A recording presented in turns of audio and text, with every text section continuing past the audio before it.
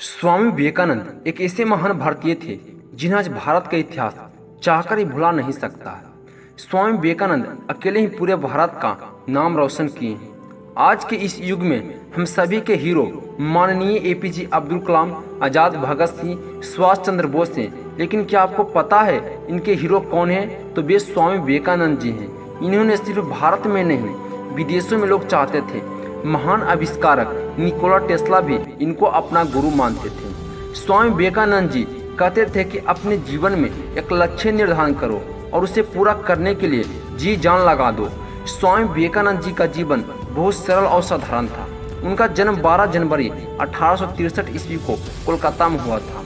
उनके परिवार में सारे लोग वेल एजुकेटेड और इंटेलिजेंट थे। उनका परिवार धनी, कुलीन और उदारता के लिए विख्यात थे। उनके पिताजी का नाम विश्वनाथ दत्त थे और वे कलकत्ता उच्च न्यायालय में वकीली करते थे। एक दिन की बात है जब स्वामी विवेकानंद जी अपने पिताजी के ऑफिस में गए तो वह देखें कि 2 टोबैको पाइप रखा है। वह 2 टोबैको पाइपों क्लाइंट के लिए थे, लेकिन स्वामी जी ने दोनों टोबैको पाइपों को बारी बारी से यूज किया।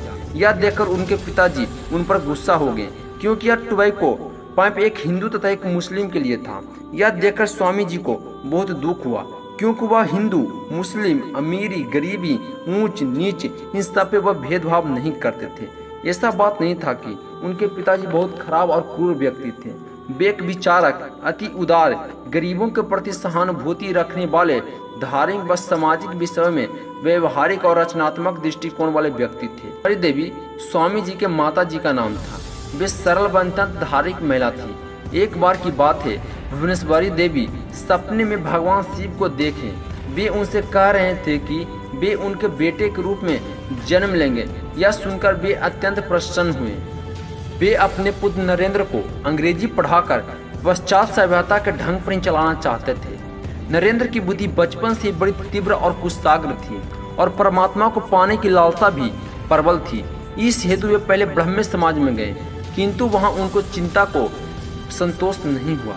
सन 1884 ईस्वी में विश्वनाथ दत्त की मृत्यु हो गई। घर की भार नरेंद्र पर पड़ा। घर की दशा बहुत खराब थी। कुशल यही था कि नरेंद्र का विवाह नहीं हुआ था। अत्यंत गरीबी में भी नरेंद्र बड़े अतिथि सेवा थे। स्वयं भूखे रहकर अतिथि को भोजन कराते थे। स्वयं बाहर वर्षा में रात भर भींगते ठिठुरते पड़े रहते और अतिथि को अपना बिस्तर पर सुला देते। रामकृष्ण परमहंस की प्रशंसा सुनकर नरेंद्र उनके पहले तो तर्क करने के विचार से गए थे, किंतु परमहंस जी ने देखते ही पहचान लिया कि ये तो वही शिष्य है जिनके उन्हें कई दिनों से इंतजार था। परमहंस जी की कृपा से उनको आत्म साक्षात्कार हुआ। फलस्वरूप नरेंद्र परमहंस जी के शिष्यों में प्रमुख हो गए। सन्यासी लेने के बाद उनका नाम विवेकानंद हुआ। स्वामी विवेकानंद अपना जीवन अपने गुरुदेव स्वामी रामकृष्ण परमहंस को समर्पित कर चुके थे।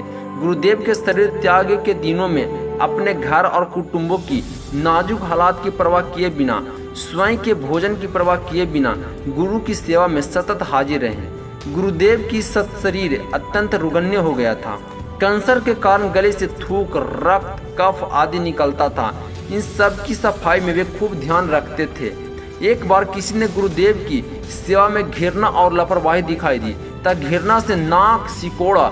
यह देखकर विवेकानंद जी को बहुत गुस्सा आया। उस गुरु भाई को पाठ पढ़ाते हुए, गुरुदेव के प्रत्येक वस्तु के प्रति प्रेम दर्शाते हुए उनके बिस्तर के पास रक्त, कफ आदि से भरी थूकदानी उठाकर पी गए। गुरु के प्रति ऐसा अनन्य भक्ति और निष्ठा को प्रताप से ही भी अपने गुरु के शरीर और उनके दिव्यंत आदर्शों की उत्तम सेवा कर सके। गुरुदेव को वे समझ सकें, स्वयं के अस्तित्व को गुरुदेव के स्वरूप में विलीन कर सकें, समग्र विश्व में भारत के अमूल्य आध्यात्मिक खजानों की महक फैला सके। उनके इस महान व्यक्तित्व के नींव में ऐसी गुरु भक्ति, गुरु सेवा और गुरु के प्रति अनन्य निष्ठा। 25 वर्ष की अवस्था में नरेंद्र दत्त ने गिरुआ वस्त्र पहना लिया। तत्पश्चात उन्हें पैदल ही पूरे भारतवर्ष की यात्रा की। सन 1893 में शिकागो, जो कि अमेरिका में है, विश्व धर्म परिषद हो रहा था। स्वामी विवेकानंद जी उसने भारत के प्रतिनिधि के रूप में पहुंचे। यूरोप, अमेरिका के लोग उस समय पराधीन भारतवासियों को बहुत ही हीन दृष्टि से देखते थे। वहां लोगों ने बहुत प्रयत्न किया कि स्वामी विवेकानंद को सर्वधर्म परिषद में बोलने का समय ही न मिले। एक अमेरिकन प्रोफेसर के प्रयास से उन्हें थोड़ा समय मिला, किंतु उनके विचार सुनकर सभी विद्वान चिंतित हो गए। फिर तो अमेरिका में उनका बहुत स्वागत हुआ। वहाँ उनके भक्तों का एक बड़ा समुदाय हो गया। 3 वर्ष तक वे अमेरिका रहे और वहाँ के लोगों को भारतीय तत्व ज्ञान की अद्भुत ज्योति प्रदान किए। अध्यात्म विद्या और भारतीय दर्शन के बिना विश्व अनाथ हो जाएगा, यह स्वामी विवेकानंद जी का दृढ़ विश्वास था।